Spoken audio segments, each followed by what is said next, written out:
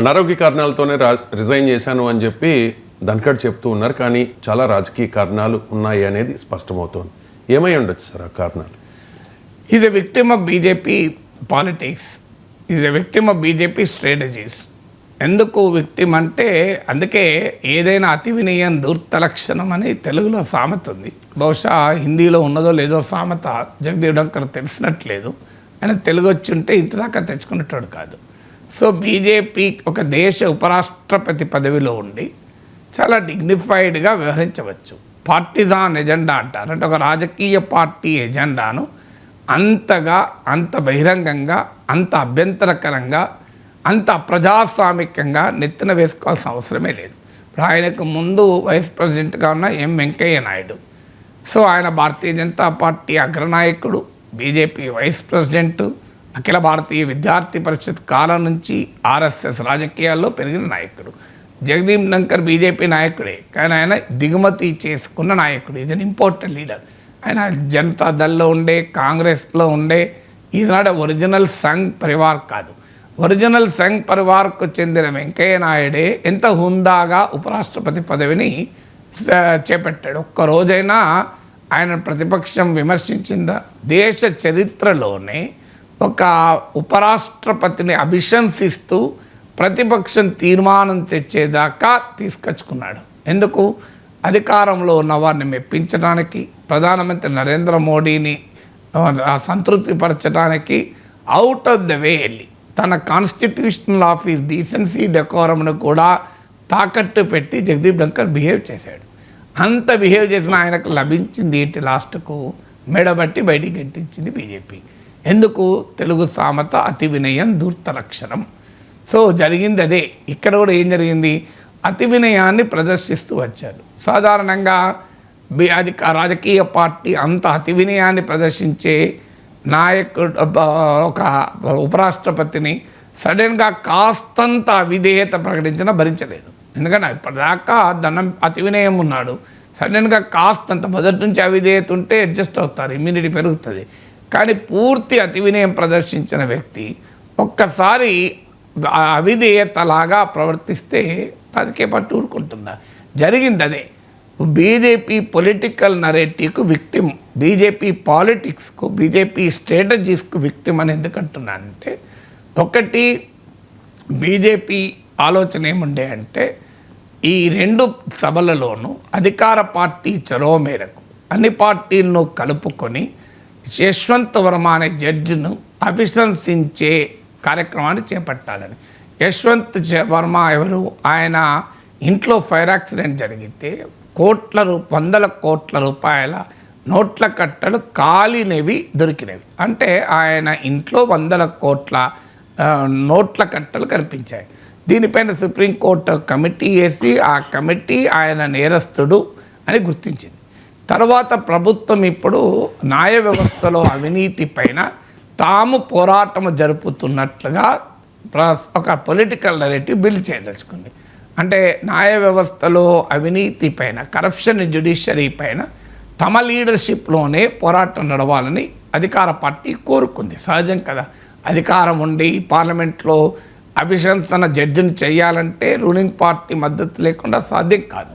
So అలాంటి ruling పార్టీకి ఆ political narrative, fight against the corruption judiciary అనే పొలిటికల్ నరేటివ్లో తామే నాయకత్వం వహించాలని కోరిక ఉండడంలో ఆశ్చర్యం లేదు. సో ఆ కోరిక బీజేపీకి ఉండే. ఆ కోరిక ప్రకారమే లోక్సభలో అధికార పార్టీ చొరవ మేరకు జాయింట్ డెలిగేషన్, అంటే అధికార విపక్ష సభ్యుల సంయుక్త ప్రతినిధి వర్గం ఓం బిర్లాకు సంతకాలు చేసి, అన్ని పార్టీల ఎంపీలు సంతకం చేసిన అభిశంసన తీర్మానం, ఇంపీచింగ్ యశ్వంత్ వర్మ అనే జడ్జిని ఇంపీచ్ చేస్తూ తీర్మానాన్ని ఇచ్చారు. రాజ్యసభలో కూడా ఇదే ప్రక్రియ చేపట్టాలి అని బీజేపీ ఆలోచించింది, ఎన్డీఏ ఆశించింది. ఇందుకు భిన్నంగా vice president Jagdeep Dhankhar opposition sponsored move, 63 మంది సభ్యులు, 64 మంది సభ్యుల సంతకాలతో కూడిన అపోజిషన్ రెజల్యూషన్ను, ఇంపీచ్మెంట్ మోషన్ను వైస్ ప్రెసిడెంట్ అంగీకరించి రాజ్యసభలో అనౌన్స్ చేశాడు. అప్పటికి అధికార కూటమి సంతకాలు సేకరిస్తుంది. తాము కూడా రాజ్యసభలో లోక్సభ తరహాగానే ఒక బైపార్టిజన్ అంటే తమ చొరవతో తమ నాయకత్వంతో అన్ని పార్టీలను కలుపుకొని ఇంపీచ్ చేసే తీర్మానాన్ని ప్రవేశపెట్టాలని, అంటే రూలింగ్ పార్టీకి అవకాశం ఇవ్వకుండా అపోజిషన్ పార్టీ తీర్మానాన్ని ఆమోదించారు. రూల్స్ నిబంధనల ప్రకారం ఏంటంటే 2 సభల్లోనూ ఒక జడ్జిను ఇంపీచ్ చేయాలి, అభిశంసించాలని తీర్మానం పెట్టినప్పుడు జాయింట్ కమిటీ వేస్తారు. ఇంపీచ్మెంట్ అంటే కేవలం పార్లమెంట్లో మెజారిటీ ఉంటేనే ఇంపీచ్ చేయరు. పార్లమెంట్లో మెజారిటీ ఉన్న తర్వాత పార్లమెంట్లో ఇంపీచ్మెంట్ మోషన్ మూవ్ చేశాక ఆ ఇంపీచ్మెంట్ మోషన్పై చర్చ జరుగుతుంది. సభాపతులు ఒక కమిటీ వేస్తారు. ఆ సభాపతి వేసిన కమిటీ విచారణ జరిపి రిపోర్ట్ ఇస్తుంది. తర్వాత అది మళ్ళీ సభకు వస్తుంది. ఆ ప్రాసెస్ ఇప్పుడు ఎప్పుడైతే 2 సభలలోనూ దీన్ని ఇంపీచ్మెంట్ తీర్మానాన్ని కనుక ప్రవేశపెడితే రూల్స్ ఏంటంటే జాయింట్ కమిటీ వేయాలి. సో ఈ ప్రాసెస్ మొత్తం అంటే జస్టిస్ యశ్వంత్ వర్మను అభిశంసించాలి, ఇంపీచ్ చేయాలనే ప్రాసెస్లో భారతీయ జనతా పార్టీ అధికారంలో ఉన్న పార్టీ కనుక తాము అంగీకరిస్తే తప్ప ఇంపీచ్మెంట్ సాధ్యం కాదు కనుక ఆ ప్రక్రియకు తామే నాయకత్వం వహించాలని ఆశించింది. దానికి జగదీప్ ధంకర్ గండి కొడుతూ అపోజిషన్ స్పాన్సర్డ్ మోషన్ను అంగీకరించాడు. ఇది ఫస్ట్ ఇమీడియట్ ఇప్పుడు లాస్ట్ డిసిషన్ ఫైనల్ డిసిషన్ కారణమైంది. అంతకుముందు నుంచి డిఫరెన్సెస్ ఉన్నాయంటున్నారు. క్లించింగ్ పాయింట్గా ఇది వచ్చింది. రెండవది అపోజిషన్ కేవలం యశ్వంత్ వర్మ ఇంపీచ్మెంట్ మాత్రమే కోరుకోలేదు. అలహాబాద్ హైకోర్టు జడ్జి అయిన జస్టిస్ శేఖర్ యాదవ్ ఇంపీచ్మెంట్ కూడా నోటీస్ ఇచ్చింది. ఇది బీజేపీ దీనికి అంగీకరించదు. ఎందుకు అంటే జస్టిస్ శేఖర్ యాదవ్ మత విద్వేషాలను రెచ్చగొట్టే రీతిలో ఒక ప్రైవేట్ ఫంక్షన్లో మాట్లాడాలన్నది ఆయన పైన ఆరోపణ. ఆ కారణాన అపోజిషన్ ఆయనకు ఇంపీచ్మెంట్ నోటీస్ ఇచ్చింది. అంటే ఒక జడ్జెస్ ప్రాపర్ కండక్ట్కు విరుద్ధంగా జడ్జి బిహేవ్ చేశాడు అని. అయితే ఆయన మాట్లాడింది బీజేపీ హిందుత్వ నరేటివ్కు అనుకూలంగా మాట్లాడాడు. ఒక రకంగా చెప్పాలంటే బీజేపీలో ఫ్రింజ్ ఎలిమెంట్స్ అంటారే అలా బీజేపీలో కొద్దిగా అతివాదంగా మాట్లాడేటువంటి నాయకుల తరహాలో జస్టిస్ శేఖర్ యాదవ్ మాట్లాడాడు. సహజంగానే హిందుత్వకు అనుకూల కామెంట్స్ చేసిన వ్యక్తిని ఇంపీచ్ చేస్తే బీజేపీకి రాజకీయంగా అది మింగుడుపడిన అంశం.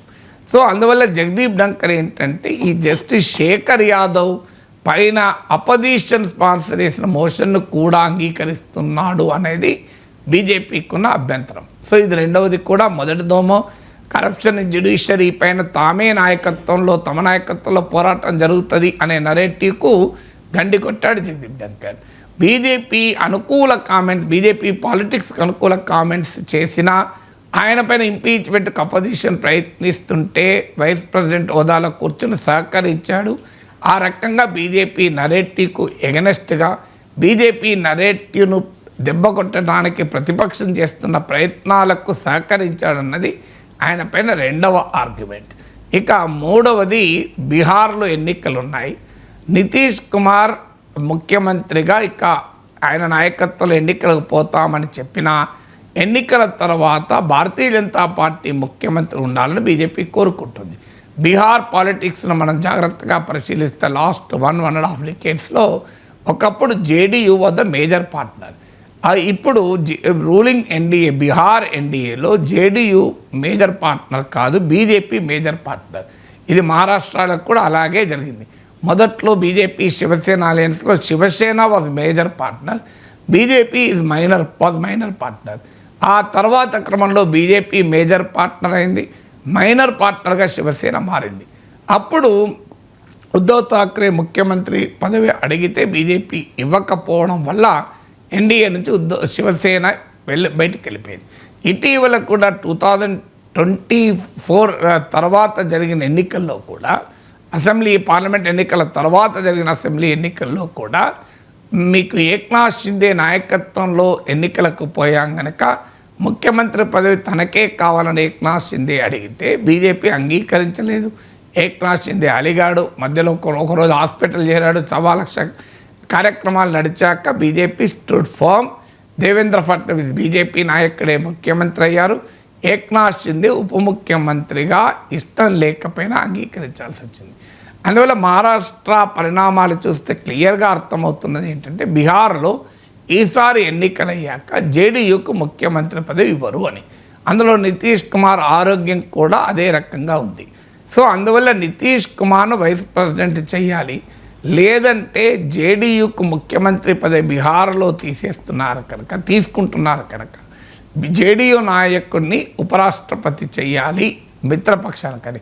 ఈ మధ్య తెలుగుదేశం మిత్రపక్ష నాయకుడైన అశోక్ గజపతిరాజు గవర్నర్ పదవి ఇచ్చారు. అందువల్ల మిత్రపక్షాలను సంతృప్తిపరిచే ప్రక్రియలో భాగంగా మీకు జేడీయూ నాయకుడిని ఉపరాష్ట్రపతి చేయాలని. Already Rajya Sabha vice chairman Harivansh Narayan Singh JDU నాయకుడు. ఇప్పుడు ఆయన యాక్టింగ్ చైర్మన్ ఆఫ్ ద రాజ్యసభగా కూడా ఉంటాడు. యాక్టింగ్ వైస్ ప్రెసిడెంట్ ఉండడు, కానీ యాక్టింగ్ చైర్మన్ ఆఫ్ రాజ్యసభగా ఆయనే వ్యవహరిస్తున్నాడు కూడా. సో అందువల్ల యాక్టింగ్ చైర్మన్ కూడా అవసరం లేదండి. డిప్యూటీ చైర్మన్ కనుక యాక్టింగ్ చైర్మన్ అని కూడా కరెక్ట్ కాదు. చైర్మన్ స్థానంలో డిప్యూటీ చైర్మన్ లేనప్పుడు ఆటోమేటిక్గా సభాపతి బాధ్యతలు నిర్వర్తిస్తాడు. పార్లమెంటరీ రూల్స్ ప్రకారం చైర్లో కూర్చున్న ఎవరైనా చైర్మన్తోనే సమానం. మీకు స్పీకర్ చైర్లో కూర్చున్న ఎవరైనా స్పీకర్తో సమానం. అది డిప్యూటీ స్పీకర్ కానీ ఈవెన్ ప్యానల్ స్పీకర్స్ కూడా చైర్లో కూర్చున్నప్పుడు స్పీకర్కు చైర్మన్కు ఏ అధికారాలు అయితే ఉంటాయో వాళ్ళకు కూడా అదే అధికారాలు ఉంటాయి. సో అందువల్ల డిప్యూటీ చైర్మన్ విల్ అఫీషియేట్ అదే చైర్మన్ ఆఫ్ రాజ్యసభ. సో అందువల్ల అదే హరివంశ్ నారాయణ్ సింగ్ హరివంశ్ను వైస్ ప్రెసిడెంట్ చేయాలి అనేది ఒక ఆలోచన అంటున్నారు. అది కూడా చూసినా కూడా బీజేపీ పాలిటిక్స్లో భాగమే. సో బీజేపీ పొలిటికల్ అకామిడేషన్కు జగదీప్ ధంకర్ బలైపోయాడా అనేది అనుమానం.